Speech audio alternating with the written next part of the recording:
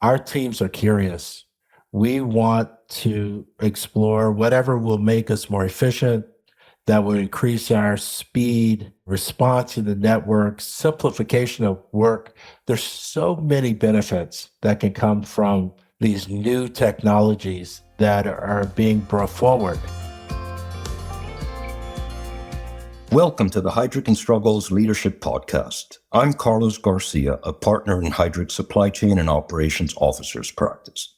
In today's podcast, I'm excited to be speaking with Linzell Harris, who has just retired after a career in supply chain leadership for over 30 years. Most recently, Linzell was AstraZeneca's Senior Vice President of Global Supply Chain and Strategy. Prior to AstraZeneca, Linzell was SVP of Global Supply Chain at Teva Pharmaceuticals. Before that, he was SVP of Global Supply Chain and Operations at Godiva Chocolatier. Linzell, thank you so much for joining us today. Well, first of all, thank you, Carlos, for the opportunity to speak today. It's a wonderful time for supply chain and everything else that's going on globally here.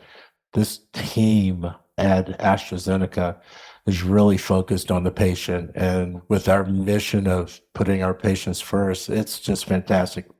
As you reflect on all of these supply chain disruptions that you've experienced over 35 years in the disciplines, how have the leadership challenges changed over this time?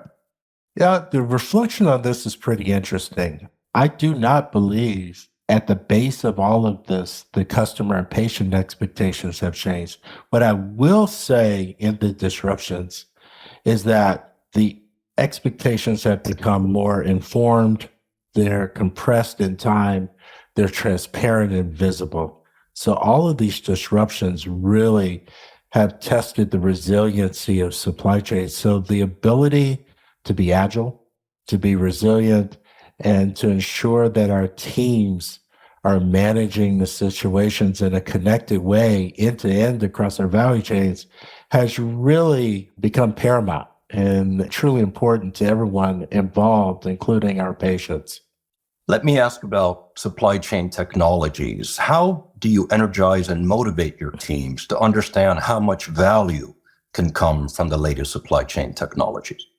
The technologies are fantastic. It's all about the art of the possible in the visualization and being able to paint a portrait of what that supply chain vision could be in the future.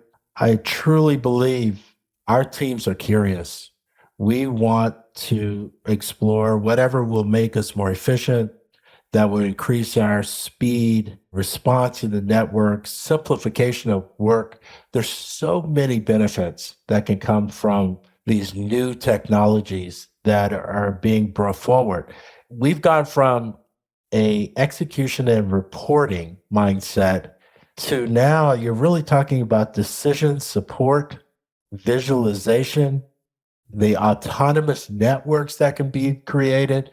So when you start to think about, again, the art of the possible, where you can really drive the supply chain executionally, these new technologies just create a sense of buzz because they really will help us do all of our jobs in a better way and therefore serve our customers, serve our patients at a higher level of excellence. That's what we're always shooting for is how do you make sure, especially in life sciences, how do you ensure that you disrupt no one's medicine and their regimens?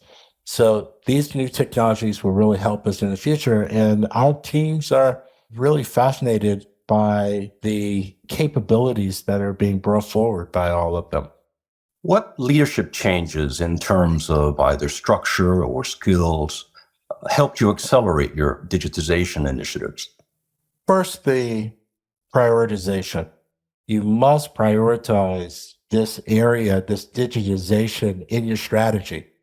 You must make sure that you're ready to invest and know the value that can be driven. Once you've set it high enough in your strategy that we found in our supply chain strategies, then the resourcing and the capabilities and the processes you need to really maximize the benefit of all of them come into play. So we started with the strategic importance. You then move into the resourcing and strategy. And in this digitization, it's not only the technologies and digital capabilities, whether it's AI or otherwise, but it's also the data and the data governance, which has become a real lever in being able to optimize some of your processes. So we have really looked at that. We have looked at it strategically. And then what has happened over time is that the talent has come along with it. So you're looking at supply chain professionals and having the functional, key professional capabilities that you want to build from. But now we're overlaying that with the digital capabilities, bringing in the citizen developers, teaching people how to be citizen developers so that you now mesh that digital capability with how you set up your strategies and where your solution sets are being built. The combination of the two have been pretty powerful for us. Now, looking beyond the enterprise, Linzell, how have the expectations of your external networks evolved, and what effect has that had on supply chain leadership? Well, the end-to-end capability of the supply chain has never been more critical, more important in my 35 to 40 years of being in supply chain. The connectivity to your suppliers, level 1 through level 3 and beyond, has become, again, paramount for the capability necessary to serve your global customers and global patients. When I look back at where we were so many years ago at execution and how you were trying to manage your partner network, it has just truly changed. We really treasure and prioritize the innovation that we can get from our supply network. We will always need the executional capabilities that come with our partnerships. And then you're trying to also manage the demand variability that you see around the globe that is current in today's supply chains that we see from all the disruptions. But you also think about the sustainability requirements that are happening and the net zero carbon targets that we have. So we are closer to our strategic partners and network than ever before. And I believe that is all of the industry segments. So your partnerships and the capability that you put into those partnerships jointly will pay off, and we see it. So you just need to maximize the benefits there as you're putting the right talent into those connections with your partners. Linzell, what advice would you give to executives aspiring to become chief supply chain officers? What skills will be most important for the next generation of supply chain leaders? Well, I truly believe that there are some skill sets that have been important for a number of years, but I think that moving into the future, being able to develop this vision for the future and telling the story of where you want to go 5, 10 years further along will be critically important for the chief supply chain officers. And I would also give a little advice to not minimize your past experiences in that storytelling.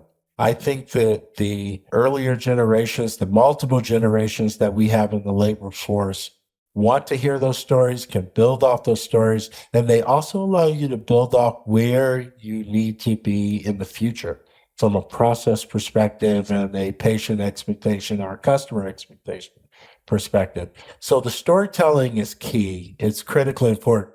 I go back to calling it's the art of the possible. How far can you take your foundation and move it into that maturity cycle and then to move innovation along with it? So that is one thing that I think is truly important. The other points that I would bring out for the future chief supply chain officers is risk management and resiliency. How do you ensure that your supply chain design is built in a way that it can withstand disruption? that it can withstand some of the risks that we're seeing that is becoming so prevalent in our global networks, whether it's geopolitical or whether it's climate or you end up with sustainability challenges. We're adding another layer of challenge to being able to execute within the supply chain. So the mindset of understanding that end-to-end comprehensive risk and how you will design to mitigate that risk will be and is today very important. And I think for the future, it's a core skill set of any supply chain or supply chain officer. And the last piece that I would leave with people is that agility and speed is not becoming less important. We see it with the development of our products and our medicines.